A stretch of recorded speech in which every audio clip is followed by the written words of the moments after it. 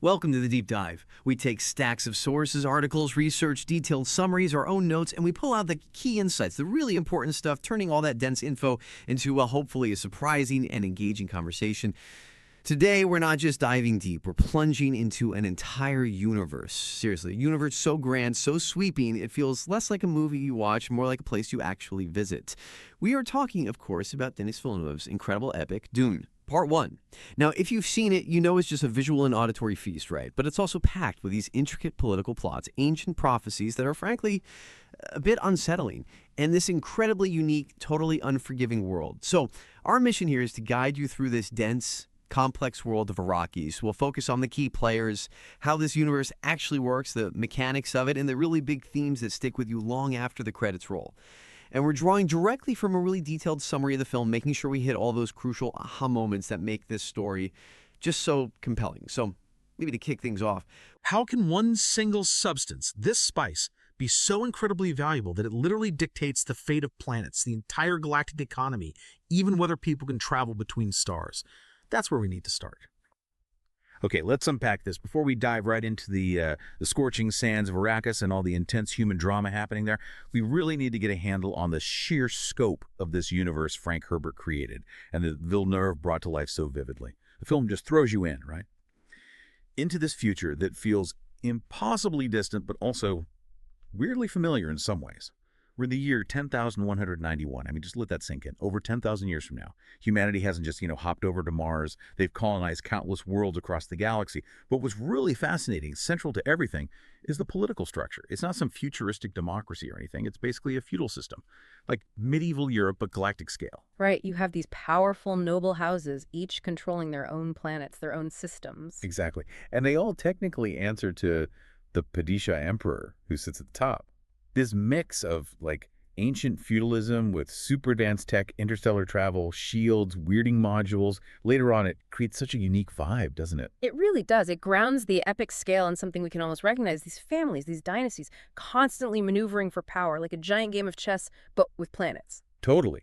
But the absolute core of this whole civilization, the thing everything hinges on, is melange, or as everyone calls it, the spice. And this isn't just, a rare metal you can mine anywhere. It is, without doubt, the single most valuable thing in the entire universe, period. And here's the kicker, the detail that drives everything. It's only found on one planet. Yeah. Just one, the desert planet, Arrakis. Can you imagine the stability of the entire galactic empire, all trade, communication, resting on this single, incredibly dangerous, hostile world? It's mind-boggling. And the spice isn't just valuable for one reason. It does several crucial things. First, it expands consciousness. For people who take it regularly, it sharpens the mind, enhances perception. And it extends life, right, significantly. We're talking decades, maybe centuries longer, like a super boost for body and mind. Exactly. But the most vital function, the one that really dictates galactic power, is its role in space travel. Ah, yes, the Spacing Guild. Right. This super powerful, kind of mysterious organization. They have a total monopoly on interstellar travel. They're navigators who are, heavily mutated from constant, intense spice exposure. They're the only ones who can fold space. Basically, navigate faster than light, travel safely without computers. Remember, thinking machines, AI, were destroyed millennia ago in the Butlerian Jihad. Crucial point. So, no spice, no guild navigators, no folding space. Interstellar travel just stops or becomes incredibly slow and dangerous. Communication breaks down, trade halts, the empire fragments. It's the absolute linchpin. So you control Arrakis, you control the spice, you control the spice. You basically control the galaxy, the economy, the politics, everything.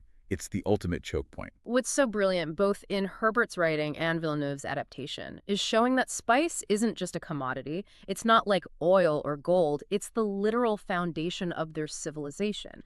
Biological, economic, even spiritual. It's woven into everything. Exactly. Which raises that huge question that what happens when something that vital, that indispensable, is found only in one incredibly dangerous place? Yeah. The film just masterfully shows the instability, the conflict that inevitably arises from that kind of monopoly. It's like the ultimate resource curse, but playing out on galactic stage. It just sets the stage for everything that follows. You're absolutely right. That instability, that galactic resource curse is exactly what sparks the main plot, pulls us right into the heart of it all. Yeah. And here's where it gets really juicy.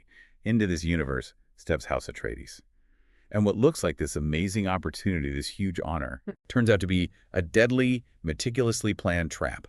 Just chillingly effective. It all kicks off with this decree from the Emperor himself. Duke Leto Atreides, who's respected, charismatic, getting pretty popular. Maybe too popular for the Emperor's liking. Exactly. He's ordered to leave Caladan, their beautiful, lush, homeworld oceans, forests, like paradise. Yeah, right? who'd want to leave that? To take over governance of Arrakis, the spice planet. Now, this isn't just a bureaucratic shuffle.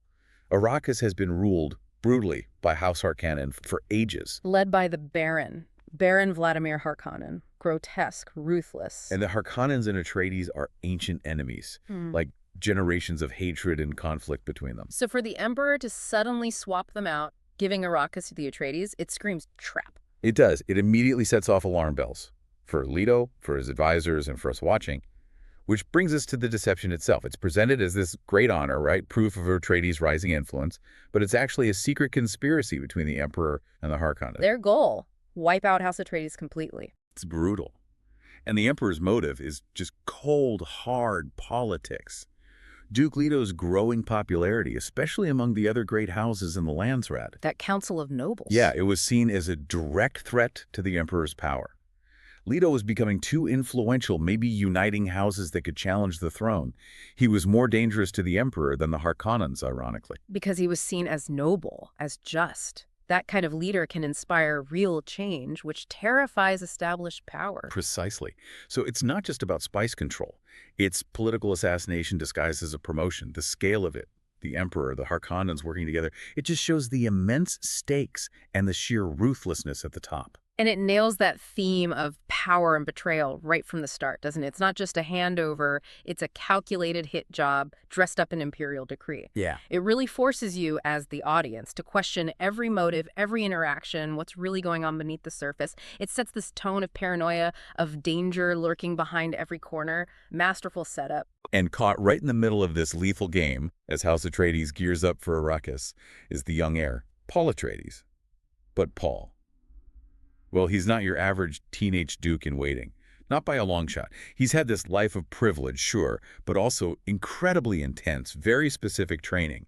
We see Paul played so well by Timothée Chalamet, right? He's young, but there's this weight on him. He's being trained in strategy by his father, combat by Gurney Halleck. Duncan Idaho teaching him close quarters fighting, shield use. All essential skills for a noble leader in this kind of universe. But there's another layer, something much deeper and more mysterious, tied directly to his mother, Lady Jessica. Jessica.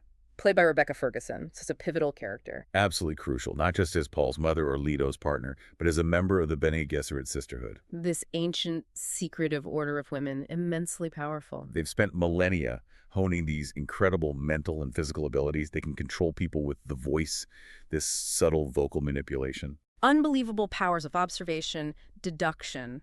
Masters of manipulation, really, operating behind the scenes, pulling strings across the galaxy. And they've been running this centuries-long secret genetic breeding program, trying to produce a specific outcome. The Kwisatz Haderach. The Kwisatz Haderach, a male Bene Gesserit who can bridge space and time, access male and female ancestral memories, see all possible futures, basically guide humanity down their chosen path. And this is where Paul's story gets really complicated. Right, because the Bene Gesserit specifically told Jessica to have a daughter with Leto. It was part of their plan, a specific genetic pairing needed for the next step. But she defied them out of love for Leto, maybe intuition. She had a son.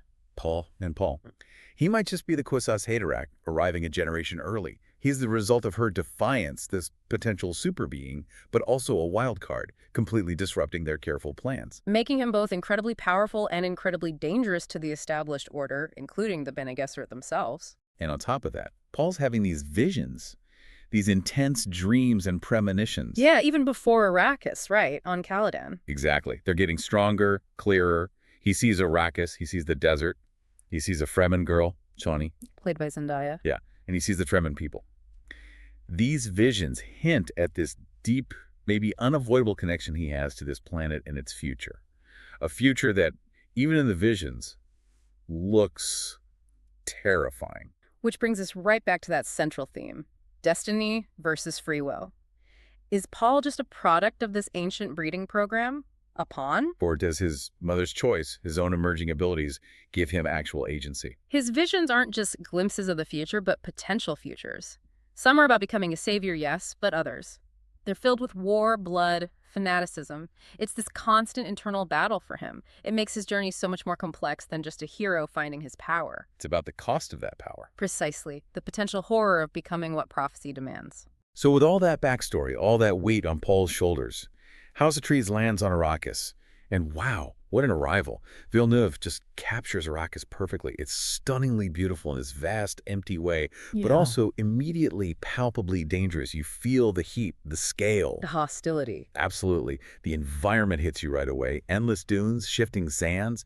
The scale is just immense. And the heat, the dryness, it's oppressive. Plus the sandstorms, these massive blinding storms that can just strip flesh from bone. And then the worms, the sandworms, Shai-Hulud, these colossal creatures, just unbelievably huge, moving beneath the sand. They're drawn by rhythmic vibrations, any regular sound on the sand. And they consume everything. They're not just animals. They feel like gods of the desert, an ever-present threat that shapes everything about life there. You don't conquer Arrakis, you survive it. Maybe. Exactly. And Duke Leto, being the leader he is, tries a different tactic than the Harkonnens. He doesn't just want to rule through fear and exploitation. He actually tries diplomacy with the Fremen. Right, the native people of Arrakis, led by Stilgar, played by Javier Bardem. The Fremen are incredible, adapted to this impossible environment, fiercely independent, with their own complex culture language. And their own prophecies about a messiah, the Lisan al-Gaib, coming from off-world. Leto sees that controlling Arrakis means understanding and maybe partnering with the Fremen, not just crushing them like the Harkonnens did. It's about cooperation, respect, a totally different approach.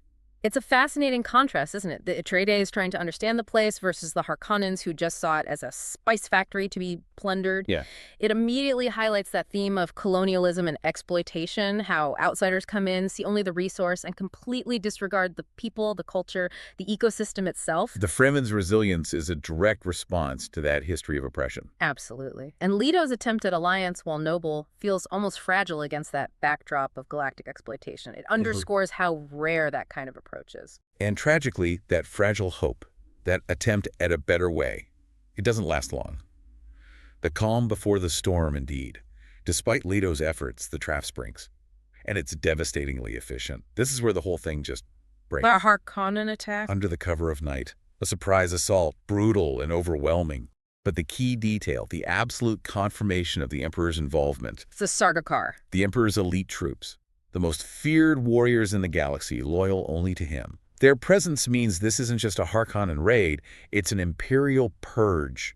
Sanctioned from the throne. Seeing them in action, their cold efficiency, it's terrifying. It shows the sheer power stacked against the Atreides. The betrayal goes deeper. It's personal. The shields protecting the Atreides stronghold go down, disabled from the inside. Dr. Yu. Dr. Wellington, yeah.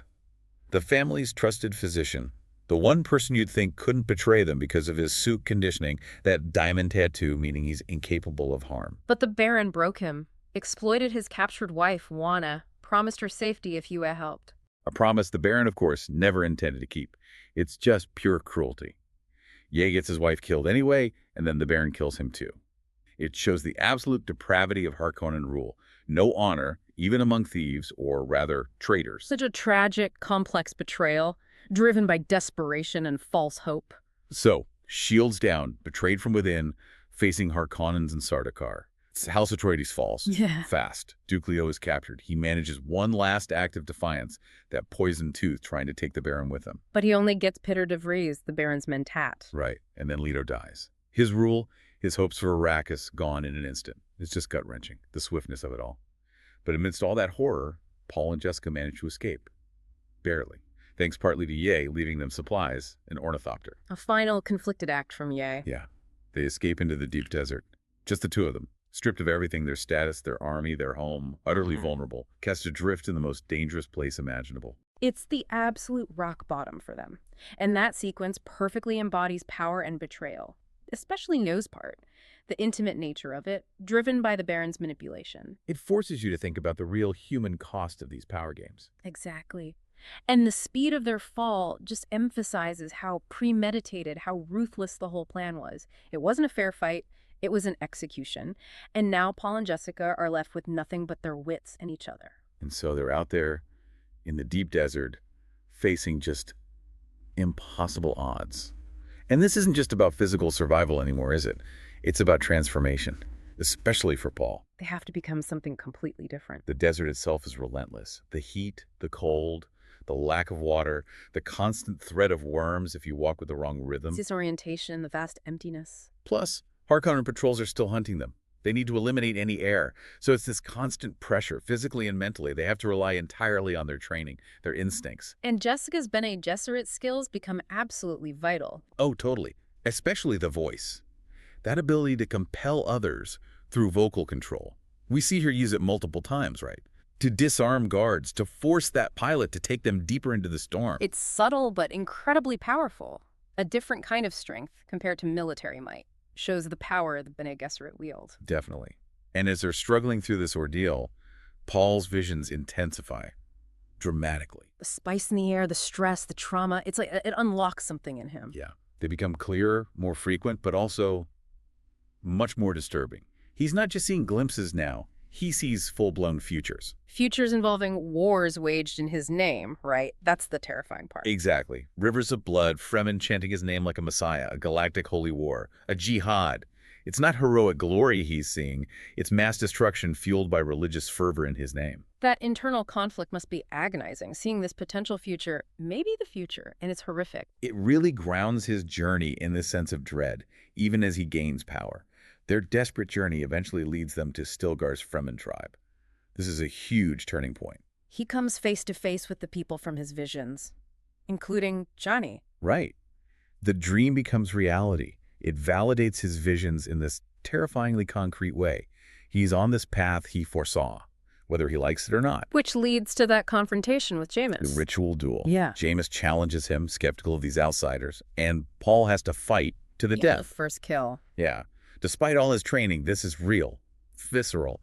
He wins, but it clearly shakes him to his core. It's not a triumphant moment. But it's a necessary one, right? Within the Fremen culture, it's his brutal initiation into their world, into the harsh realities of Arrakis, a complete break from his past life. He has to adapt or die. He's learning their ways, not just observing them. And that duel is where destiny versus free will becomes so tangible for him. He's seeing this violent future, and now he's participating in the violence needed to survive, to be accepted onto that path. He's taking steps towards that future, even as he dreads it. Exactly. It's not just a fight. It's him starting to embody this new, dangerous identity. It forces him to confront the reality that his road ahead is paved with conflict, not just diplomacy. It's a heavy, heavy burden. So, having survived the desert, having fought the duel, having been accepted more or less by the Fremen, Paul is at this crucial threshold. He's changing. He's no longer just Paul Atreides. He makes this incredibly significant choice to join the Fremen. Not just hide with them, but become one of them. Which aligns perfectly with their prophecies, doesn't it? The Lisan Gabe, the outsider messiah. It does. And whether he fully believes it or not, he starts to step into that role, not just as a duke seeking revenge, but as this potential leader, this figure of prophecy for these people. It's a massive shift. The weight of their hopes, their future, landing squarely on him. And he knows from his visions what that future might entail. And the film leaves us with that incredibly powerful line. Paul turns to Chani, this anchor to his visions now made real, and he says, "My road leads into the desert." Yeah. And it's so much more than just geography, isn't it? It's metaphorical. Totally. It's his acceptance of the way of life, the hardship, the danger, his acceptance of a new identity. And his acceptance of the future. He sees both the hope for the Freeman, the dream of a green Arrakis. And the foreseen violence. The jihad, that line holds both the promise and the terror. It's him choosing the path, even knowing where it might lead. A declaration, but also a kind of somber warning. And that acceptance isn't joyful. It feels heavy, necessary. The phrase, "my road leads into the desert," means embracing hardship, a new culture, and stepping into a destiny he knows is filled with conflict. It's where destiny and free will collide. He chooses the road, but the destination feels chillingly set. It leaves you with this profound sense of inevitability, even in his choice. It's less about glory and more about Tragic necessity, choosing a fate drenched in blood. Absolutely. And beyond the action, the visuals, the world building, Dune, part one is just saturated with these deep, complex themes. It's worth really digging into them because they're what make the story resonate so much, even now. For sure. First, obviously, power and betrayal. We see it with the Emperor, terrified of losing control, betraying a loyal house. We see it with the Baron, whose power makes him monstrous. The film just hammers home how corrosive power can be, how it degrades people, institutions, the lengths people go to keep it. Yeah, the Emperor siding with the brutal Harkonnens use manipulation. Yeah. It shows how loyalty and decency just get thrown out the window when power's on the line, and often the biggest threats are hidden. Then there's Paul's central struggle. Destiny versus free will. He's constantly wrestling with these prophecies, the Bene Gesserit one, the Fremen one. And his visions of that terrifying future. Is he just fulfilling a pre-written script? Or can he actually change things? It's the core question, does he have real agency, or is he just riding this massive wave of fate, even with his ability to see it coming? It's a deep dive into human choice versus larger forces. And then colonialism and exploitation. Arrakis is the perfect example. The Fremen exploited, their planet torn apart for spice, their culture ignored. It draws really uncomfortable parallels to our own history, doesn't it? Indigenous people, their lands plundered for resources by outsiders. Definitely. And the Fremen's resilience, their deep connection to their harsh world, becomes this powerful act of resistance against that exploitation. The film really honors their struggle. And finally, the way spirituality and politics are completely intertwined. It's fascinating. The Bene Gesserit, using religion, seeding prophecies like the Missionaria Protectiva on Arrakis, all to manipulate events for their own long-term goals. The Fremen faith isn't just spiritual, it's a political force, ready to be ignited. The film is brilliant at showing how belief can be weaponized, how prophecy can be both real and a tool for control. It's a cautionary tale about mixing faith and power. Absolutely. And all these themes, power, fate, exploitation, belief, they force us to ask, how does this reflect our world? Resource wars, political manipulation, questions about our own agency. Dune isn't just escapism. No. It holds up a mirror. It makes you think about the big human dilemmas we're still grappling with today. It's more than just sci-fi, it's commentary. So where does that leave us at the end of part one? It's not a neat ending, is it? It just stops, leaves you hanging. Deliberately so. Like Paul and Jessica, we're left in the desert waiting for what's next. The film ends as Paul is really starting to become one with the desert. Psychologically, spiritually, he's beginning that transformation into Muad'Dib. That Fremen name he takes. Oh. Which is hugely significant for them. It means acceptance, leadership, prophecy fulfilled. Muad'Dib, the desert mouse, wise and resilient. It's him shedding Paul Atreides and stepping into this new, much heavier role. Leader of a revolution. And the story is only half told, right? The film covers roughly the first half of the book. Exactly. Everything we've seen, the setup, the betrayal, Paul's first steps, it's all prologue, really. This ending is designed to set up the massive conflicts, the huge character arcs, the mythic stuff still to come in part two. The violence Paul foresaw, the jihad, that's still ahead. We've just seen the fuse being lit. Now you wait for the explosion. And it's such a powerful stopping point. It's the end of Paul's origin story, the beginning of his journey as this revolutionary, maybe terrifying figure. It leaves us with that tension. The Messiah the Fremen need might also unleash galactic horror. That moral ambiguity is key. We're left wondering what kind of leader he'll truly become and maybe feeling a bit uneasy about it. What a journey, though. From understanding this spice-driven empire through the fall of House Atreides to Paul embracing this complex, dangerous destiny in the desert, we've unpacked the power struggles, the prophecies, the exploitation, the blend of religion and politics. We really hope this deep dive gives you a fresh perspective on Dune, Part 1. Maybe helps you appreciate it not just as this amazing spectacle, but as this really rich, layered story tackling huge ideas. Maybe watch it again with some of this in mind. See what new details jump out. Definitely. And as we wrap up our time on Arrakis for today, here's something to think about. If you knew the future, but that future involved immense bloodshed, war waged in your name, would you still walk that path, believing maybe you could steer it, change it somehow? Or would you resist that destiny, even if it meant rejecting immense power? Heavy question. It is. Something to ponder. Until next time, keep exploring, keep questioning, and keep diving deep.